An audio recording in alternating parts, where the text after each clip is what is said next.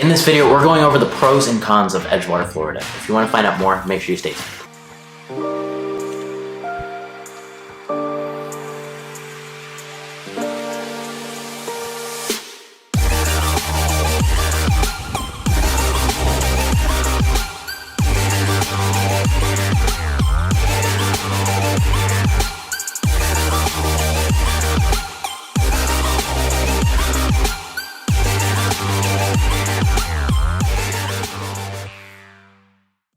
What's up, everybody? It's Jimdin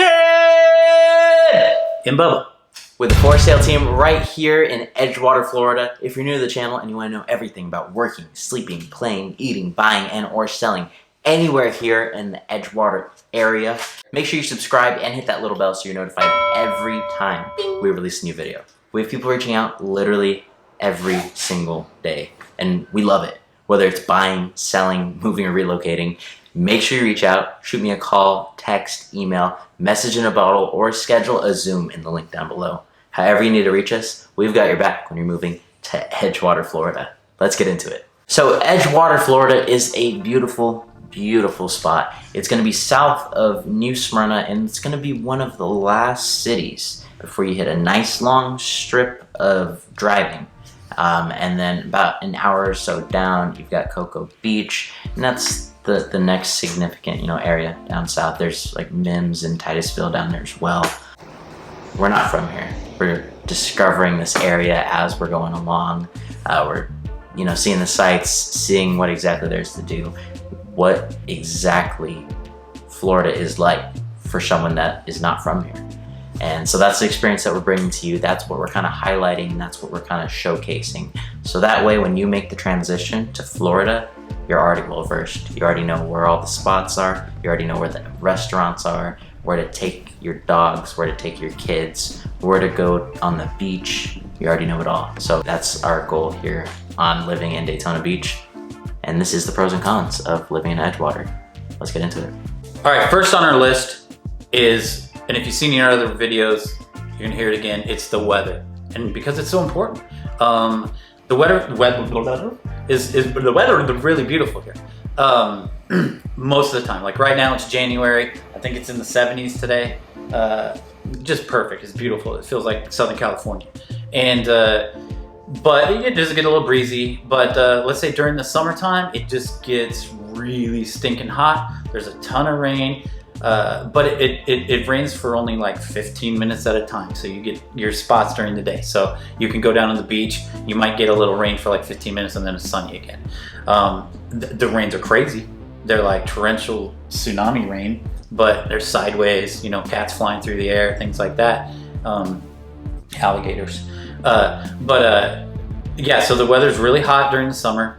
Beautiful during the winter. You get a lot of people, snowbirds during the winter, then they leave for the summer, and then we get all the younger crowd coming down here because of the weather. A lot of people want to know about hurricanes. And what do you think about hurricanes here in Edgewater? I mean, they're like every other day, something like that? Yeah, pretty much. I mean, you're like, you gotta the have roofs are built strong. Yeah, everything's bolted down like 6 feet into the ground with rods just so that the houses don't fly off. It's awful. It's awful. So pretty much with the hurricanes and essentially how they work is a lot of them are coming down through Miami, Fort Lauderdale area, and then they're going up through the state, right, the long way, or they're kind of hooking around and they're going and hitting Tampa, the Tampa Bay area, and then dying off by the time they hit this side of the coast.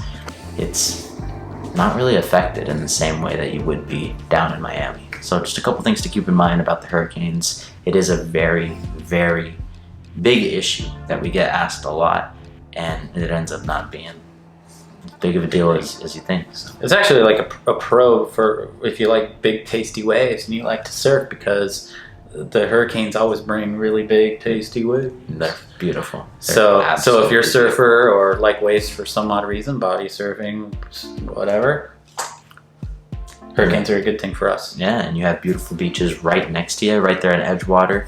Now, Edgewater is going to be only on the river-facing side, but across the river, you have New Smyrna, which is beachside, right?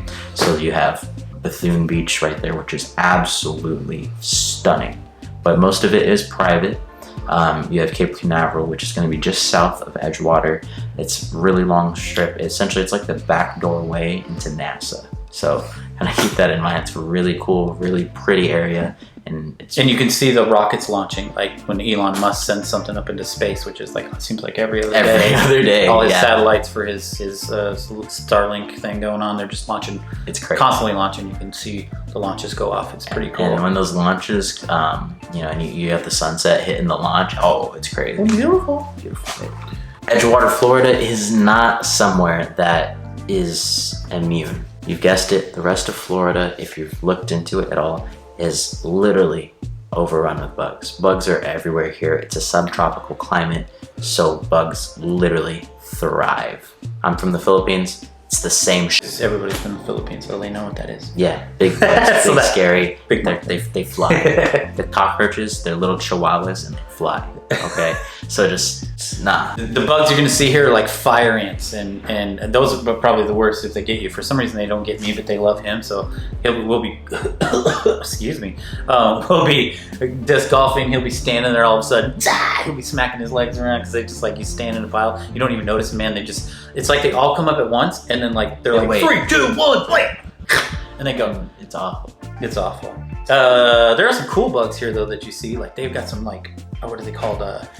Army beetles. They're huge, right? Is that what they call them? Army beetles, I think. Anyway, they're huge. They're monstrous. They look like a triceratops. Oh yeah, the rhino beetles. Rhino beetles. Yeah. Whatever. There's like those really cool like moths that look like.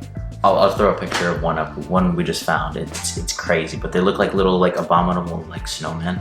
Super tons of dragonflies. Yes. No-see-ums. Those are probably the worst. Everybody complains about is the no-see-ums. Those are like, they're kind of like the fire ants. You just don't know they're there. That and mosquitoes, obviously. Yeah, and fleas. Yeah. If you have a dog, fleas can be a situation. But here's the cool thing. The pros of it is that if you like to eat bugs, there's a lot of food for you. I mean, whatever, right? And in that category, sorta, is like lizards and frogs and toads and all that kind of stuff. Tons of that stuff here, right? They're awesome. I think he's got like between him and my daughter, they have like a little, like a reptile gardens. They could probably charge to see between the fish. Littles. Yeah, they get like, oh look, we found a frog, and bring it home. Oh look, we found another lizard. She likes to bring home the reptiles, and like I bring home fish, so it works out. So here in Edgewater, you're gonna have 4 main parks that you're gonna be going to. You have Rotary Park here in Edgewater, and then the next 3 parks are actually going to be right on the river, so you can go fishing. I wouldn't advise letting your dog swim in it. They might get swept away. The current can be pretty strong. So just keep that in mind in that area. What's cool about Rotary Park, it's inland more, but it's a cute little park, but it's also like a trailhead for this long, I think it's like 6 or 8 foot concrete trail that you can ride your bikes on, rollerblade, whatever you want. And it goes all the way over 95. Is it 95? Yeah, it goes over 95. Apparently, you can take it all the way to like Cocoa Beach or something, but we've taken it like on our bikes for like, I don't know, 7, 8 miles or something like that, but it's a great ride. Cool little bridges. We've seen turtles on it. We've seen armadillos, all sorts of cool nature stuff out there. It's in between two, like this corridor of trees. There's like fields with cows, so it's a really cool little park and little trail to take. That trail will also take you down to Edgewater to Mosquito Lagoon. Talking about bugs. They're so bad we have a place called Mosquito Lagoon. Mosquito Lagoon is where that grid that I was talking about earlier is. And there's my dog. Now, the next on the list of pros and cons are the traffic. Now, it's not really bad because there's not much traffic. Edgewater's not that big, but there is only one kind of way to get in, and that's the 442 if you're coming off the 95, which runs north and south to Jacksonville to Miami. You're gonna be getting off on the 442, and that's gonna take you all the way down through Edgewater, and then the last road there is the 1, which takes you along the coastline.